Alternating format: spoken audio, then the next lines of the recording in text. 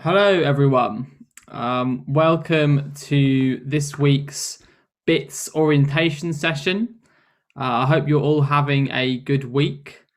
I'm just going to leave it another sort of 5 minutes or so, just to make sure that anyone who's running a little bit late still gets a chance to see the start of the orientation. But we'll be starting very, very shortly.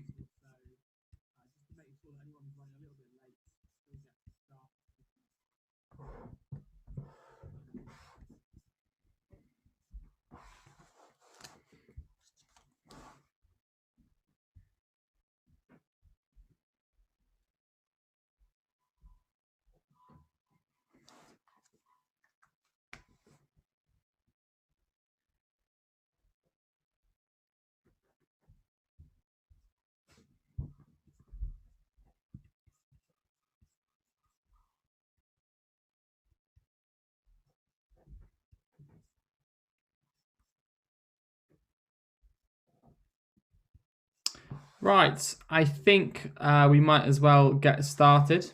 So this session, it's mainly intended for those of you who've signed up reasonably recently, but it should also be useful to, customers who've been with us for a fair while.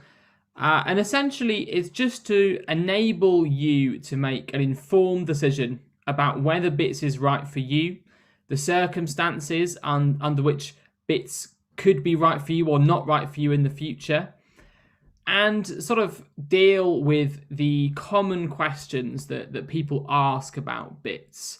And at the end, you'll have a chance to ask any outstanding questions that you might have. I'll open up the floor, and you can put those questions at the end into the chat at the side. So I think the other really important thing about this is that the Bits orientation is here to demonstrate that we're always available.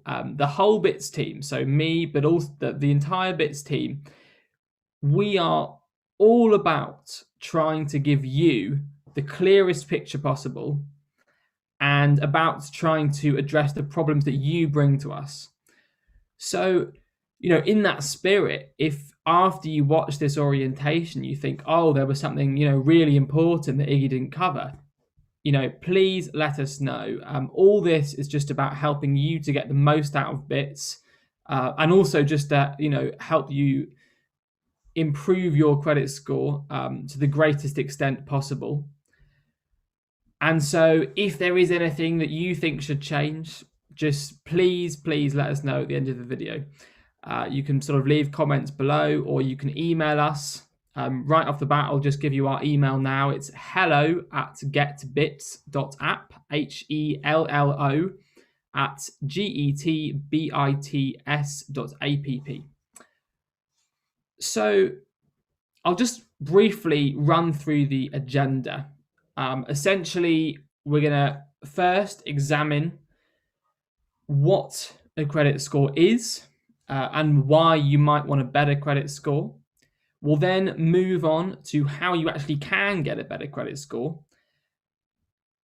And also sort of, where Bits comes into all of this. I mean, obviously, we're from Bits, so it's going to be sort of Bits themed, and we're going to talk about how Bits can help you guys get what you want with your credit score.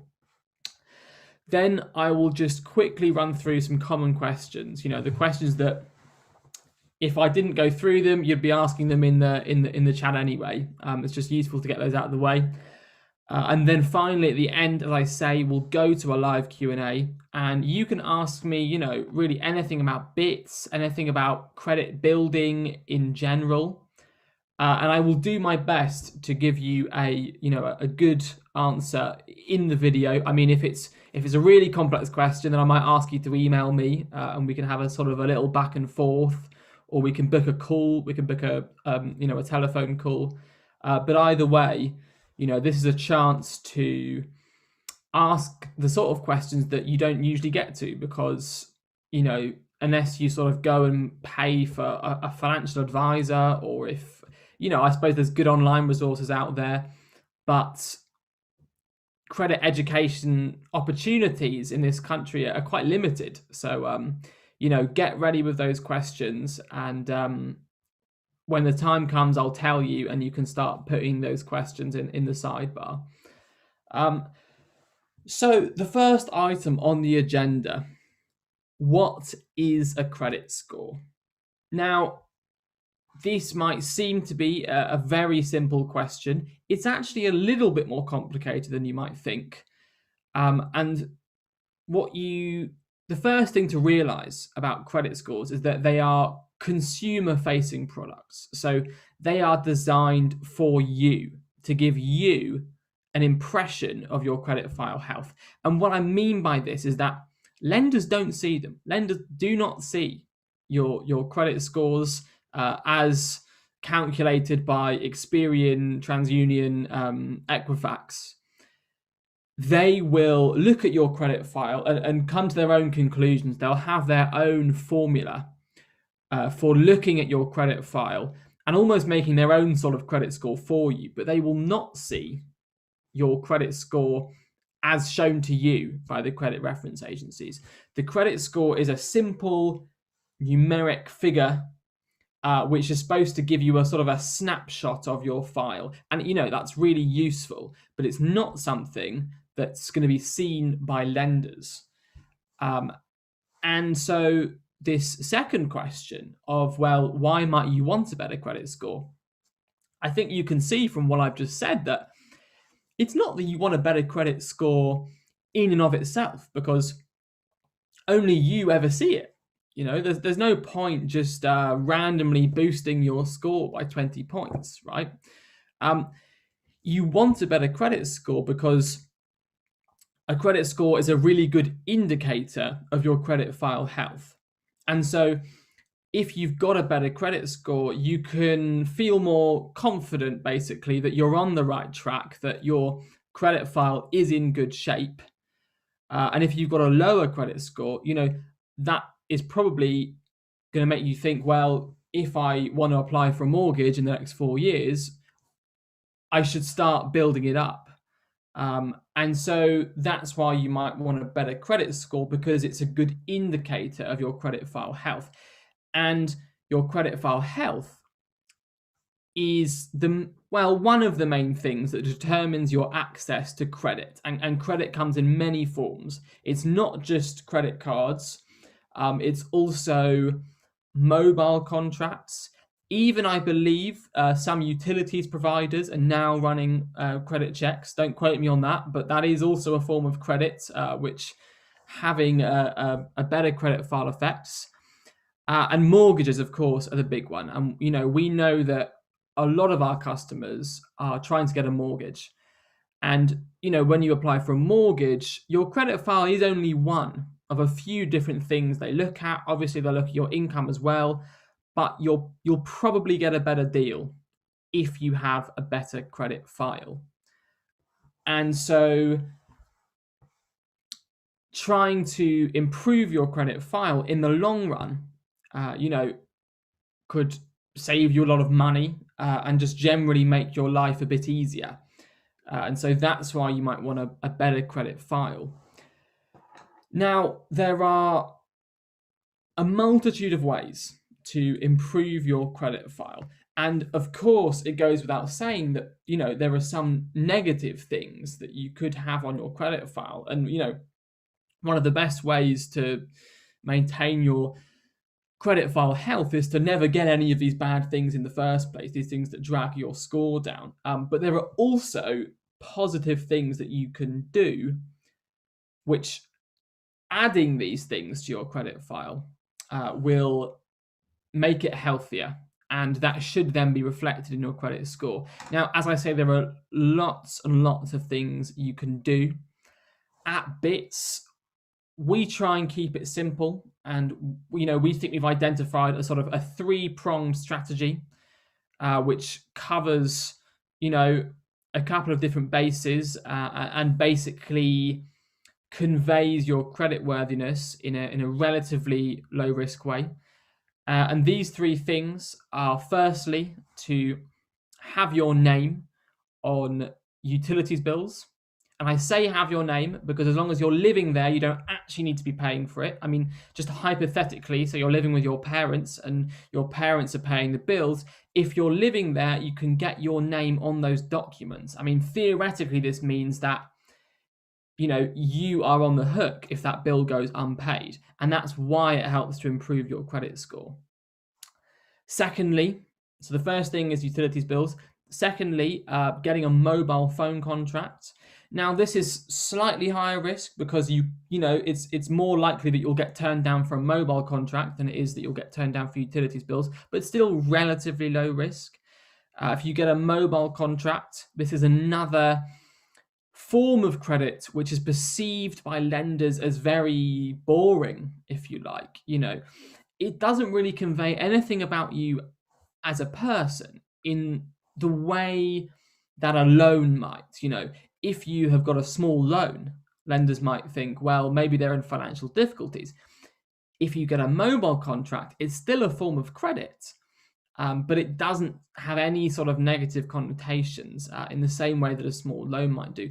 And in that sense, those two are the same. And the third element of this three-pronged strategy is to get a credit card or a store card. And this third prong, if you like, can be bits. So bits can be the third element of this strategy. If you want, you know, you can apply for a bank credit card as long as you're happy to sort of risk being rejected and you're happy to, you know, keep your spending on it very, very low, but it can also be bits. And as I was sort of touched on there, what's really important about all these three things is that they are very normal things to have. You know, they don't convey any sort of financial instability, and yet they are still forms of credit which can demonstrate your credit worthiness.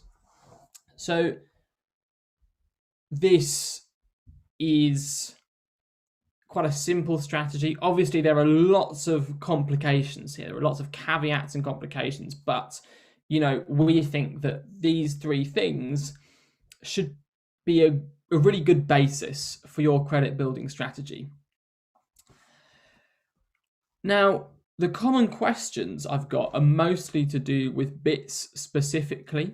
We've got a lot of educational content out there which is about credit building more generally, including the use of bank credit cards to improve your credit score. You know, we're not shy about that. You can go with a bank credit card, or, you know, you can go with bits, and we're still gonna try and help you sort of educate yourself about the best way to go about using a bank credit card.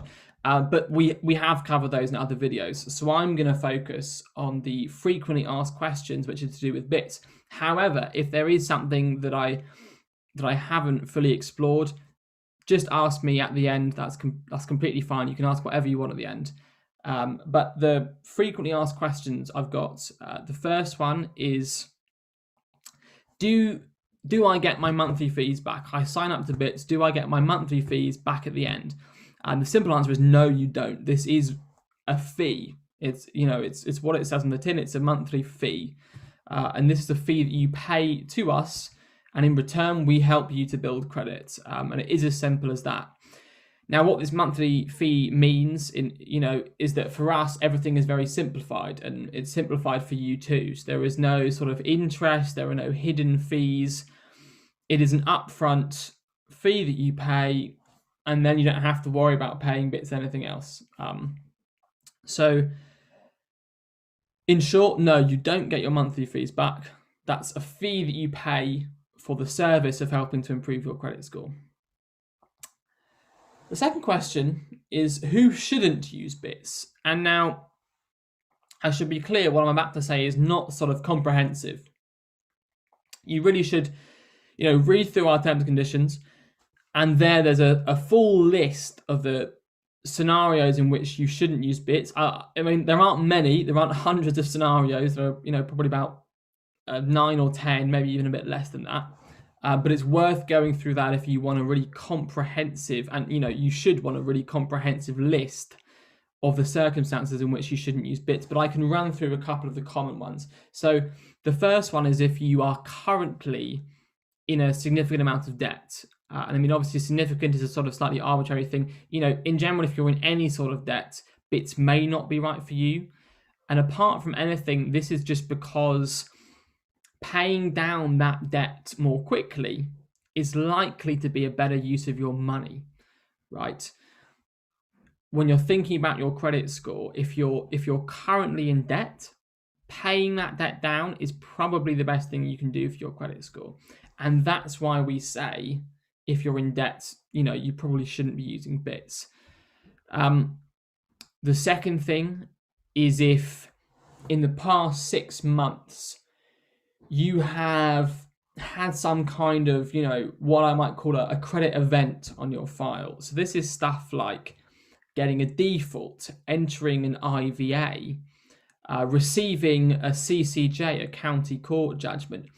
All these things, if this has happened to you in the last 6 months, then you should probably avoid opening any new credit accounts. And this is just because it can send a slightly questionable signal to lenders. This person's recently had a problem with credit and they're already applying for new credit accounts, right? So this is the sort of negative message that you don't want to send if you can possibly avoid it. And, even if one of these things happened to you further ago than 6 months, if they're still a going concern, then again, bits might not be right for you. And what I mean by this is, my CCJ is still outstanding. My default is still outstanding. I never paid it off, right? It was more than 6 months ago, but they're not paid off yet. Now, in this situation, bits probably isn't right for you, again, because paying off those things is probably a better use of your money.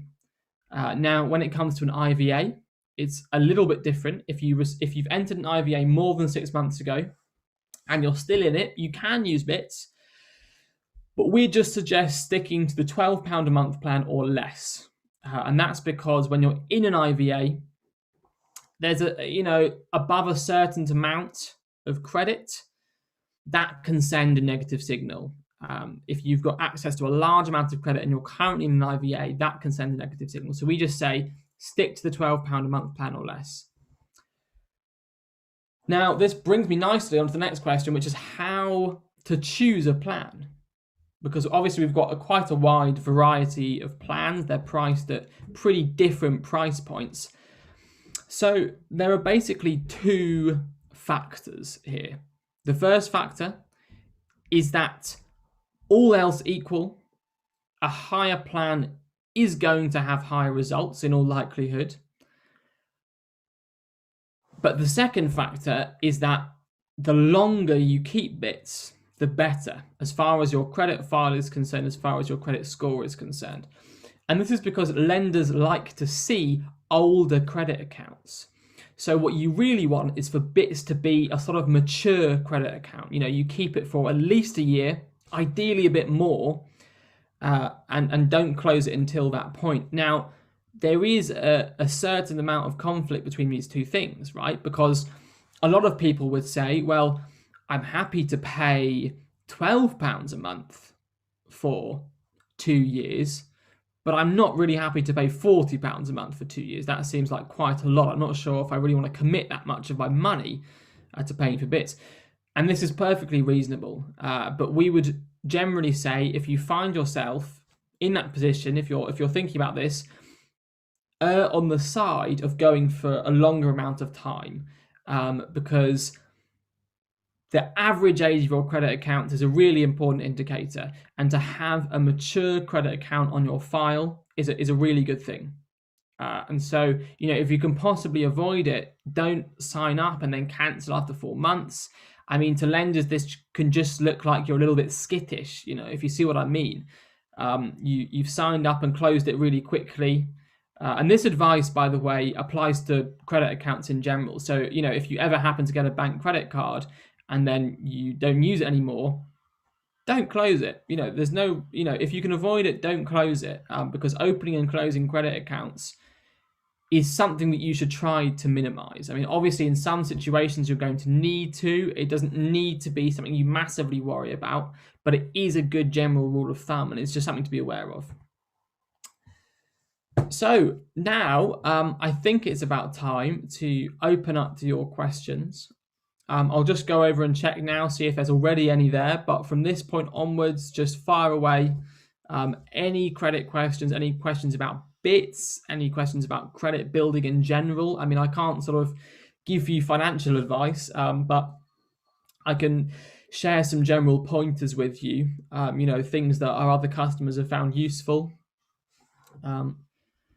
So let me see. So I can't see any questions yet. I'm just going to obviously leave it for a little bit, but that's completely fine. So in the meantime, I can just maybe go over a couple of other, important points. So I think one question that we get quite a lot is, well, why don't I get the money back? Because there are products out there where you sort of lock money away, and you can see here I'm talking about Lockbox is one of our competitors, and then you get it back at the end, and they will try to improve your credit score. Now, the issue we have with this is something that I touched on earlier, and that's that it's a small loan. Now, you got to remember that when lenders look at your file, they can't see who this loan is from, right? And all it is a small loan on your file. Now, this could be misconstrued by lenders potentially. I mean, they can't see it's a Lockbox credit building loan. They can just see a small loan on your file, and this could be suggestive of financial difficulties. Now, whether that's a fair assumption is another matter, but the fact of the matter is that they might leap to this conclusion. And so this is why we don't think that small loans are necessarily very good for credit building. They're not necessarily going to make your score worse, but we don't think they're going to make your score better. And the advantage of this loan-based system is that you get the money back at the end. Under certain conditions, I don't think you always get the money back at the end. I think it's something like if you open a new bank account or something, you get the money back. It's a little bit confusing to me, but that's an advantage of that system. The advantage of our system, which is basically to report as a store card, we are technically, a store card. The advantage of that system is that in general, that's going to have a much better impact on your score. So it's something to weigh up, something to consider. If you want to basically do free credit building, you can give it a go. We just don't think it's necessarily going to be very good for your score. Fantastic. We have got some questions. So the first question is from Memory Lane Photography. What are the credit limits for each Bits price plan? So I could give you a list of all the credit limits, but I can actually just share with you, an easy sort of tip, and that is that the credit limits are equal to 36 times the price of your plan. So, for example, the £2 a month plan has a credit limit of £72. The £4 a month plan has a credit limit of £144, and you can see where I'm going with this. All you have to do is times the price of your monthly plan by 36, and you'll reach your credit limit. So Patricia Vega says, in case you've got a CCJ on your credit file, but it's satisfied, what's the best course of action? So it's great that you satisfied that CCJ. That is very much a positive thing on your, it's not like the thing itself is not a positive thing on your file. It's still a CCJ, but it's really positive that you pay that off. And I would expect, as you get further away from the date of that CCJ being issued, now that it's settled, it should have less and less of an impact on your credit file and on your credit score. So essentially the same credit building advice applies as for someone without any CCJs. It might take a bit longer, but hopefully not too much longer. But if you've got a settled CCJ on your file, try and avoid getting any more defaults or CCJs. But otherwise the guidance is pretty much the same. There's not necessarily anything special you really need to worry about, unless, of course, as I addressed earlier, if you received it in the last 6 months, and it's now settled, you should probably avoid applying for new forms of credit. So don't apply for credit cards, don't get bits. Sort of just take a step back and press pause and put a bit of a buffer in between that CCJ and applying for new forms of credit. So, also, I should say, by the way, if I haven't answered your question properly, let me know. Just say, that's not what I meant. You didn't talk about this. What's going on? And I'll do my best to do better second time round. So, Yukis quadruple 8 says, how much does the credit rating improve depending on the bits plan I choose? So I would be really hesitant to put a hard number on this, because it varies a lot from customer to customer. We can't give you any sort of guarantees like it's going to go up 50 points in however many months or whatever, because the rest of your credit file is really important still. Bits is not a silver bullet. And I think all I can say is that, our customers often see significant increases that they're happy with. But that is, the actual number is going to vary a fair bit from person to person. So I wish I could be more specific, but the worst thing would be to promise you something and then you not get it. And so I think it's better to under-promise and over-deliver than over-promise and under-deliver.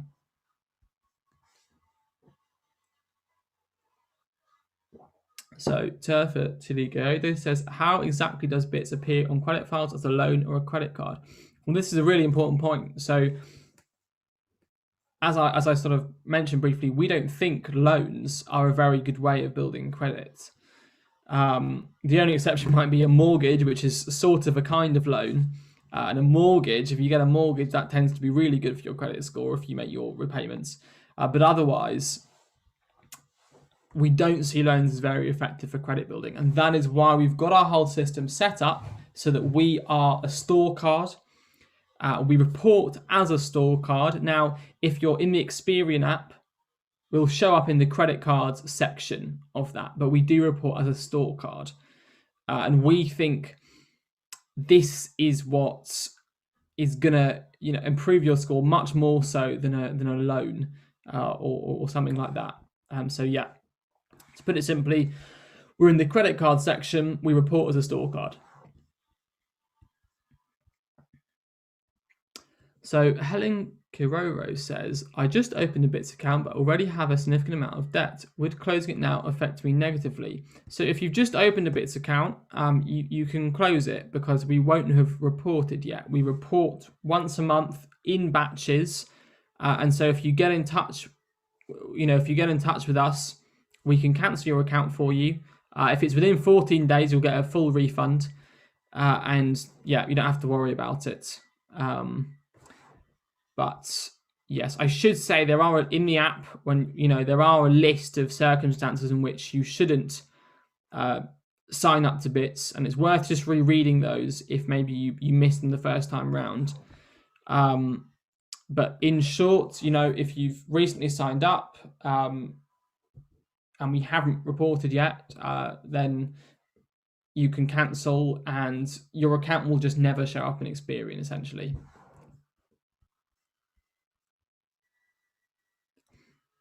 So Memory Lane says, can I pay a year's worth of Bits membership fee in a Bits account without worrying about monthly direct debits? No, unfortunately not. And this is unfortunately where the credit building comes in. If it was as simple as you just giving us a big lump sum, it wouldn't really be credit.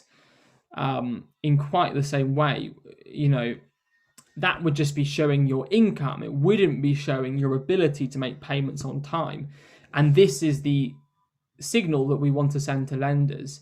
So, if we did that, essentially, we wouldn't be able to build your credit in the same way as we do now, which it's annoying, but no, it does have to be paid every month and installments. By the way, it's not direct debit. It is you sign up, and it's something called continuous payment authority, and this is the same thing which Netflix, for example, uses.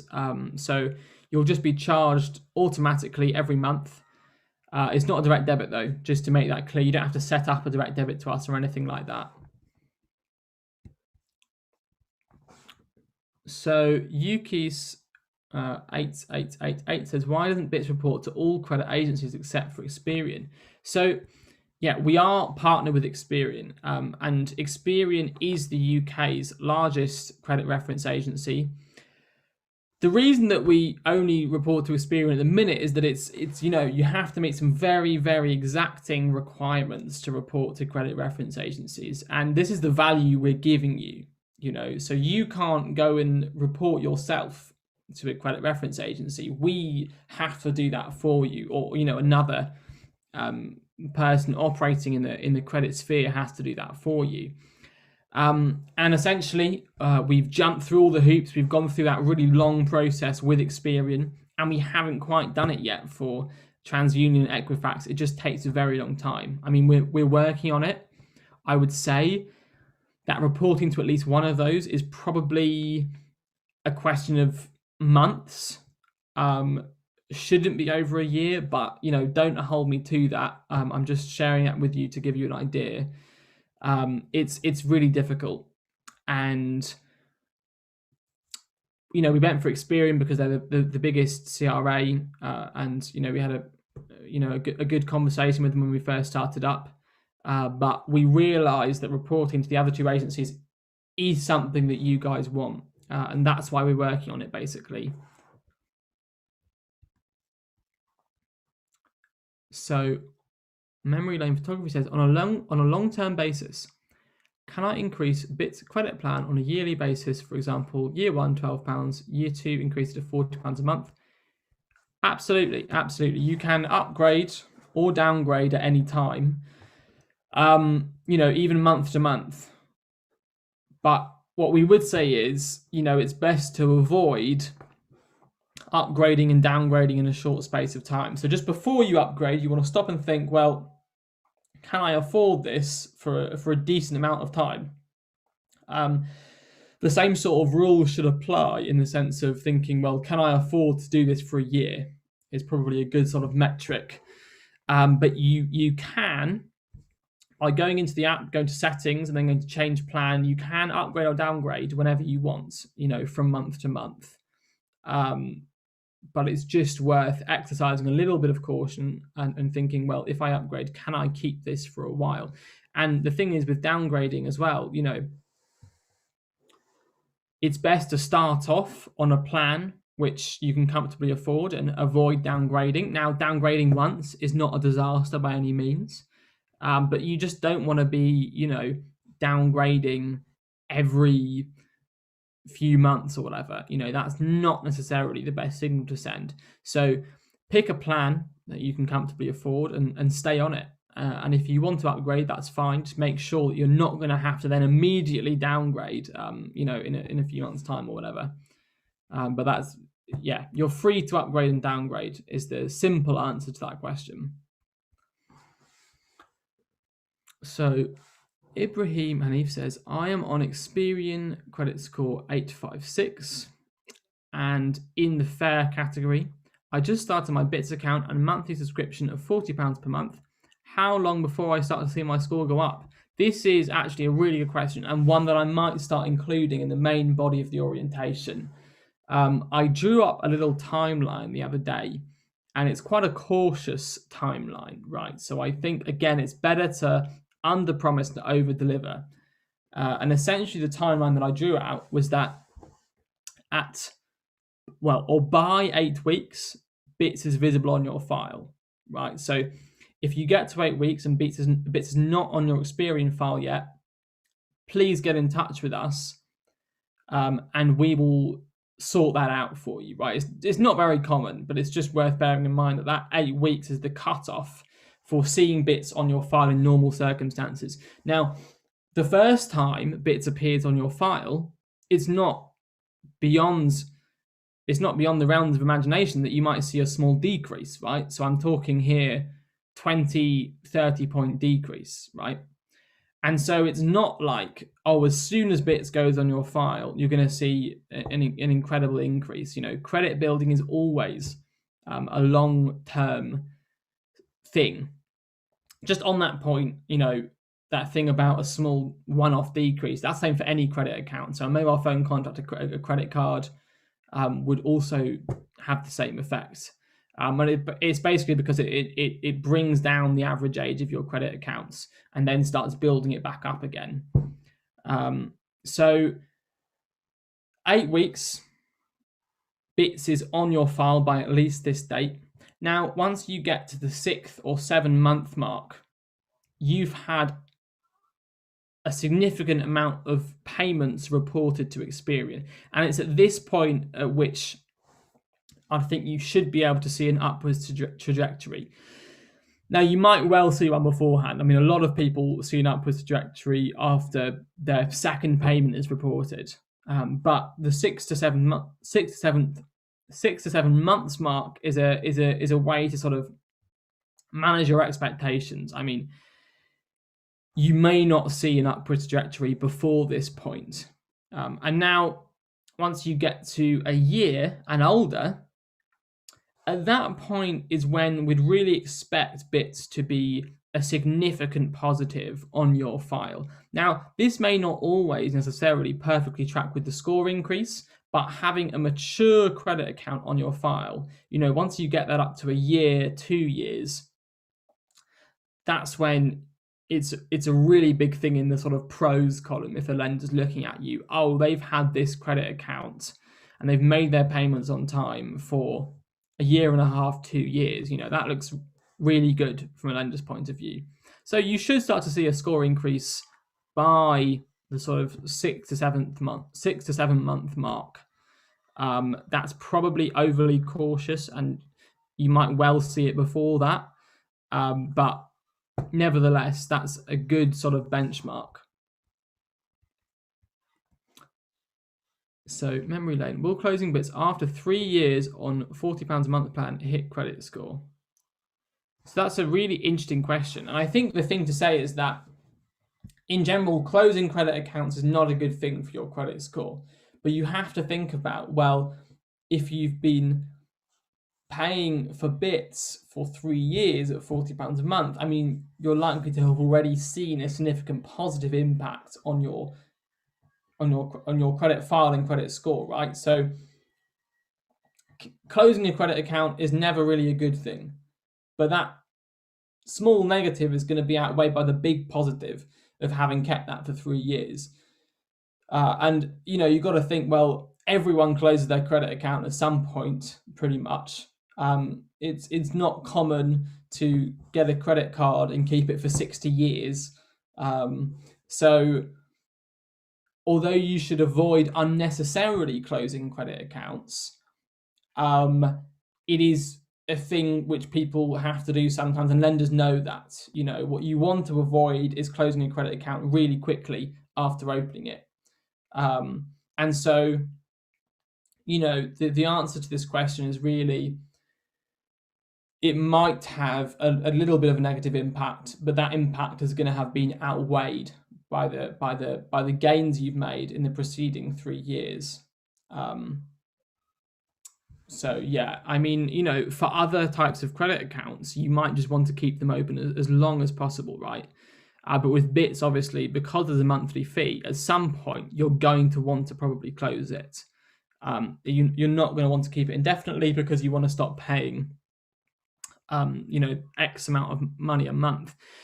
Now, I think what people sometimes do is, get Bits, credit billed using a mobile contract, using utilities bills, and then once they've achieved, a big credit goal like getting a mortgage, well, at that point they stop paying for bits because they think, A, I've now got a mortgage and this is going to be good for my credit file and score, and B, I don't mind that much if my credit score drops by a little bit now, because I've already achieved this big credit goal.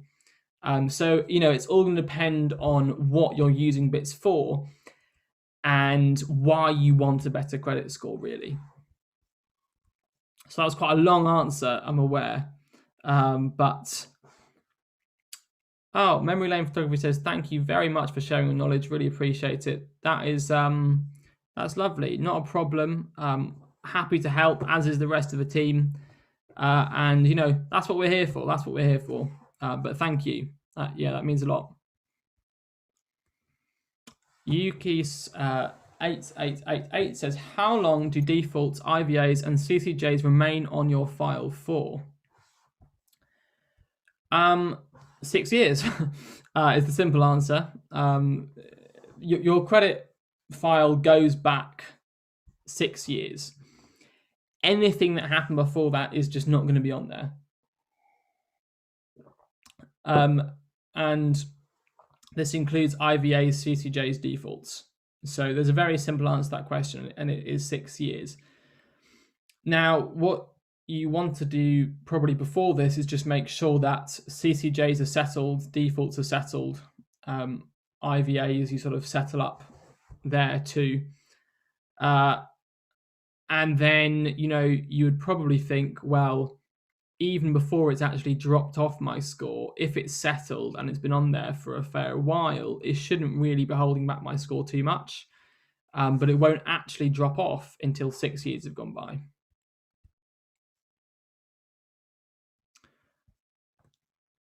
So Turfertiligoedo says, in the event a payment is missed to bits, is this reported to the credit agencies? Yes. Now this is something which I'm going to note down, the two things that I'm going to add into the orientation, because that's really important. Yeah, if you miss a payment, that will be reported, and that's a necessary part of the whole thing. I mean, if we didn't report you late, then reporting you as not late wouldn't really have much meaning. And so it is really important to make your payments to bits on time. Now, there is a little bit of leeway. So if you find you've missed a payment, get in touch with us. We'll see what we can do. We'll try and sort it out, because we don't want to report you as late at the end of the day. We've got no interest in it. And, obviously, you're our customers. We're trying to help you guys build credit. But this is why it's important to choose the appropriate plan. If you're choosing the £40 plan and there's a risk that you won't be able to pay every month comfortably, then you probably shouldn't be on that plan. You should be on a lower plan, or you shouldn't use bits, right?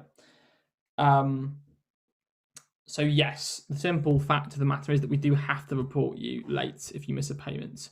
But if you find yourself in that position, get in touch with us and we'll do our very best to sort it out. So Ibrahim Hanif says, does higher monthly subscription payment, i.e. £40 per month, mean your credit score goes up quicker? Yes, it does. All else being equal. It's a better demonstration of your credit worthiness to be on one of these higher plans than it is to be on one of the lower plans. However, as I said before, what's probably more important is how long you keep bits for.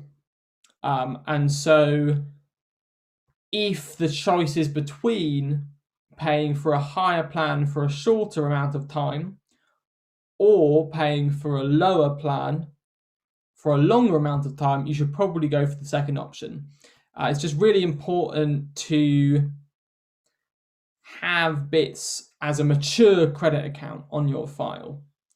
And so that's probably going to outweigh any benefit that comes from the higher plan, if that's the choice that you're faced with. And it is, it's a common choice people make.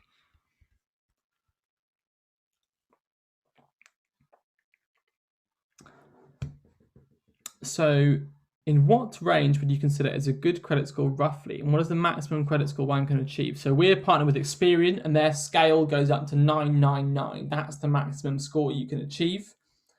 Now they're probably the ones to ask about what would you call a good credit score. That's not really what we're interested in here. We are interested in it, but we're not experts in that, and Experian are. So if you get the Experian app, you'll be able to see where your score falls in the sort of, I think it's 5 bands they have, poor, or maybe it's very poor, a sort of medium one, good, and excellent. I can't quite remember off the top of my head, and that's why I'm not going to give you an answer. Experian the people to ask about, what's considered a good score, because they're the experts in their own score. Other credit reference agencies, which we don't currently work with, will have different scales. So if you get your TransUnion score, I believe it's out of 710. And if you get your Equifax score, I believe that's out of 700. I might have got those two the wrong way around, but in any case, they're different to Experian. So I think that about wraps it up. That's been a really good session. They don't usually go on quite as long as this, so I'm glad that I've had the chance to answer quite a few of your questions. That's really positive. This is not by any means the end of our face-to-face interaction. We're going to be running an Ask Bits Q&A next week, and that's going to have not only me on it, but other members of the team as well. And it will be very much like the last little segment of that. You can ask any credit questions you want, any questions about bits that you want. Outside of that, if you'd like to get in touch with us at any time, drop us an email. You can even drop us an email saying, I want to have a phone call with you, and we can arrange a phone call.